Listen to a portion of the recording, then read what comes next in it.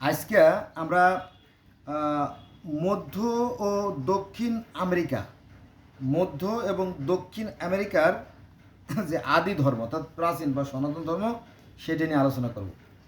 চলুন আমরা শুরু করি।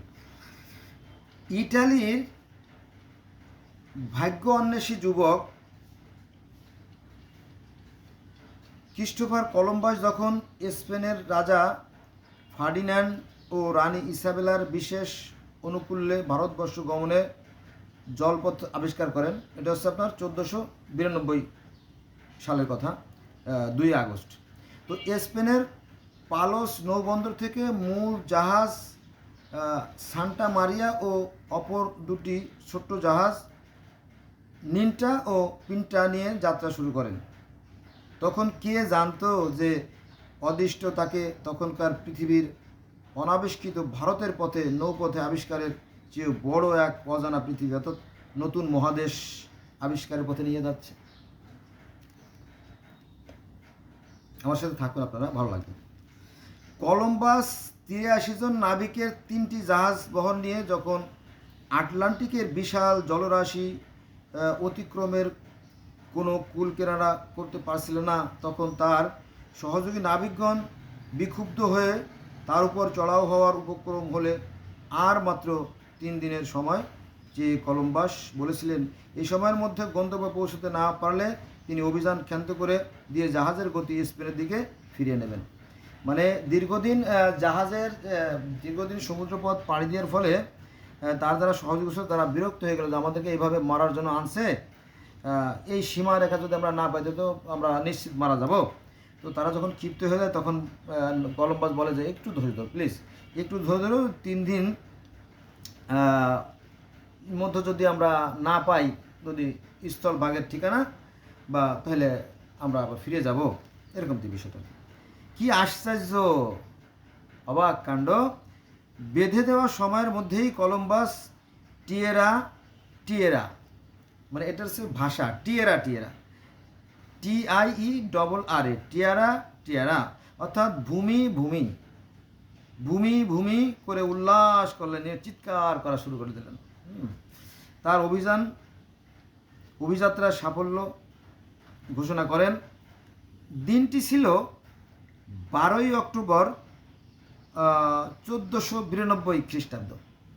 তো কলম্বাস জাহাজ ভিড়িয়ে মাটিতে পা রাখলেন তখনকার বাহাম দ্বীপপুঞ্জের সান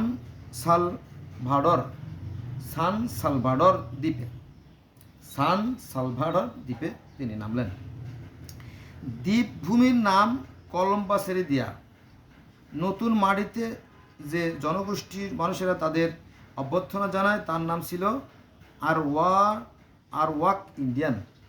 এই যে সালভেডর যে ওরাই নাম দিছে, যে জায়গাটা নামার পরে ভারতীয়রা তাদেরকে অভ্যর্থনা জানালো, তাদেরকে স্বাগত জানালো, সেই তারা হচ্ছে কি আরওয়ান ইন্ডিয়ান।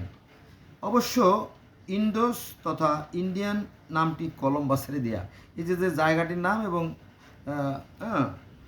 দুটোই কিন্তু কলম্বাসের দেওয়া নাম। কেননা কলম্বাস তখনও বিশ্বাস করতেন ওই সমুদ্র যাত্রায় তিনি ভারত তথা ইন্ডিয়া আবিষ্কার করেছেন, যদিও কলম্বাসের ভারত আবিষ্কারের ওই ভ্রান্তি দূর হতে আরও কয়েক বছর সময় লেগেছিল।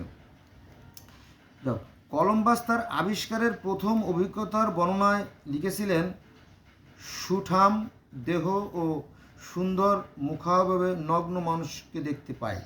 তখনকার সময় মানুষেরা নগ্ন, এখনও তো অনেক, তাই না, আফ্রিকায় এবং দেখা যায়, তো সেখানে মানুষ নগ্ন থাকতো, নগ্ন, কোনো জামা কাপড় তারা পরতো না। ওরা ডোঙায় চড়ে আমাদের অভ্যর্থনা জানায় এবং উপহার দেয় তোতা পাখি এবং বল্লম। এই যে যারা ইন্ডিয়ান এরা কী করলো, তাদেরকে তোতা পাখি দিল উপহার এবং বল্লম উপহার দিল আত্মরক্ষার জন্য, কারণ তখন তো বন ছিল, বনে অনেক হিংস্র জানোয়ার ছিল, তাদের হাত থেকে রক্ষা করার জন্য বল্লম খুবই দরকারি ছিল। তাদের ভীষণ রকমের অতিথিপরায়ণ ও আন্তরিক বলেই মনে হচ্ছে। ওরা ওদের সব কিছু দিয়েই আমাদের প্রতি অতিথি সেবা দেখিয়েছেন।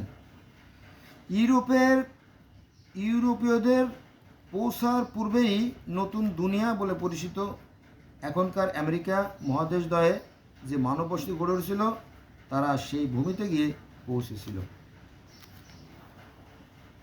তো খ্রিস্টপূর্ব 10,000 বছর পূর্বে এশিয়ার সাইবেরিয়া ও আমেরিকার আলাস্কার মধ্যবর্তী বেরিং প্রণালী প্রায় 100 কিলোমিটারের জলপথ পাড়ি দিয়ে অথবা তখনকার পৃথিবীতে কোনো এক ধরনের বরফ যুগের সুযোগে অ্যাডমিরাল কলম্বাসের আমেরিকা আবিষ্কারের প্রথম থেকে পরবর্তী 5 বছরের মধ্যে আরও 3টি অভিযান ছিল। আবিষ্কৃত নতুন ভূমির মানুষের প্রতি অত্যাচার, লুণ্ঠন, ধর্ষণ ও গণহত্যার এক করুণ অধ্যায়। নতুন ভূমি আবিষ্কার অ্যাডমিরাল কলম্বাসের অত্যাচারের মাত্রা এতই বেড়ে গিয়েছিল যে কলম্বাসকে স্পেনের রাজাদের নির্দেশে বন্দী অবস্থায় দেশে ফেরত এনে জেলেও পুরে রাখা হয়েছিল। তো অদৃষ্টের কি নির্মম পরিহাস, আবিষ্কৃত নতুন পৃথিবীর নামকরণ আবিষ্কারের নামে না হয়ে হলো কিনা অপর এক ইটালিয়ান জীববিজ্ঞানী আমেরিগো ভেসপুসির নামে, যিনি 1497 সালে প্রথম এখনকার দক্ষিণ আমেরিকা আবিষ্কার করেছিলেন। যা হোক, আমেরিকায় দ্রুতভাবে ইউরোপীয়দের বসতি বিস্তারের ঘটনা ছিল নির্মমতার আসন্ন। নির্মমতা খুবই কষ্টকর আর কি। ইউরোপীয় বসতকারীরা আমেরিকায় আদিবাসীদের যেভাবে দেখেছিল তার সংক্ষিপ্ত বর্ণনায় এটুকুই বলা যায় যে কৃষি, পশুপালন, ধর্ম, সংস্কৃতি এবং স্থাপত্য কৌশলে ওদের ছিল এক বিস্তৃত সভ্যতার বিকাশ। তাদের সাম্রাজ্য ছিল রাজনৈতিক কাঠামো, এমনকি পিরামিড তৈরিতেও ছিল তাদের নিপুণ কারিগরি জ্ঞান। বন্ধুরা, আমরা জানি যে মিশরীয়রা যেমন ওই আপনার মমি তৈরি করছে, তো এরকমটি আরও উন্নত জাতি আমেরিকার যে অ্যাজটেক, মায়ান, ইনকা, আমেরিকাতে শত শত ধর্ম, 300 বা 500 ধর্ম ছিল, সেখানে প্রধান প্রধান ধর্মের ভিতরে অ্যাজটেক, মায়ান, ইনকা এরা খুবই উন্নত ছিল, সভ্য জাতি ছিল। এটা যদি আপনারা ইতিহাস দেখেন আর কি, ধর্মের ইতিহাস, তাহলে দেখতে পারবেন। তো তারা অনেক উন্নত ছিল, সে কথা বলা হয়েছে। এখনকার উত্তর আমেরিকা, মেক্সিকো দেশ এবং তারও নিচে অর্ধ গোলাকৃতির উপদ্বীপ অঞ্চল, যেখানে মেক্সিকোর দক্ষিণ অঞ্চল, এল সালভাডর, গুয়েতেমালা, হন্ডুরাস, নিকারাগুয়া ও কোস্টারিকার অবস্থান। সেই স্থানটিকে মেসো আমেরিকান বলা হয়ে থাকে। এই মেসো আমেরিকানতে মেসো আমেরিকান ধর্ম নামের 3টি বড় আকারের ধর্ম সংগ্রহ ও দক্ষিণ আমেরিকার বিভিন্ন অঞ্চলে প্রতিষ্ঠিত হয়েছিল। বন্ধুরা, আমরা ধর্মে চলে আসি, যেহেতু এই চ্যানেলটার নাম আছে ধর্মজগৎ, আর আমার আলোচনায় হচ্ছে ধর্ম নিয়ে। আমরা বোধহয় ধর্মের কাছাকাছি চলে আসছি। তাহলে এখানে আসলাম, এই মেসো আমেরিকাতে ধর্ম নামের 3টি বড় আকারের ধর্ম সংগ্রহ উত্তর ও দক্ষিণ আমেরিকার বিভিন্ন অঞ্চলে প্রতিষ্ঠিত হয়েছিল সেই খ্রিস্টপূর্ব 2350 থেকে 1521 খ্রিস্টাব্দ পর্যন্ত কথা। এবার আসেন আমরা ধর্ম নিয়ে আলোচনা শুরু করি। মেক্সিকোর টোলটেস সাম্রাজ্যকেন্দ্রিক ছিল মায়া সভ্যতা। অবশ্য বলে ফেলছি, মায়া, ইনকা, ডগন বলে ফেলছি, সেই ধর্ম চলে আসছে আর কি। মায়া সভ্যতা। এছাড়া ছিল মেক্সিকোর উত্তরাঞ্চল, এখানকার নিউ মেক্সিকো ও টেক্সাসের বিস্তৃত অঞ্চল জুড়ে আজটেক ধর্ম, এবং দক্ষিণ আমেরিকার আন্দিস পর্বত উচ্চভূমিতে ছিল ইনকা সাম্রাজ্য ও ইনকা ধর্ম সংস্কৃতি। 3টি বৃহৎ ধর্ম সংস্কৃতির বিস্তৃতি ও অনুসারীর সংখ্যা ছিল ব্যাপক।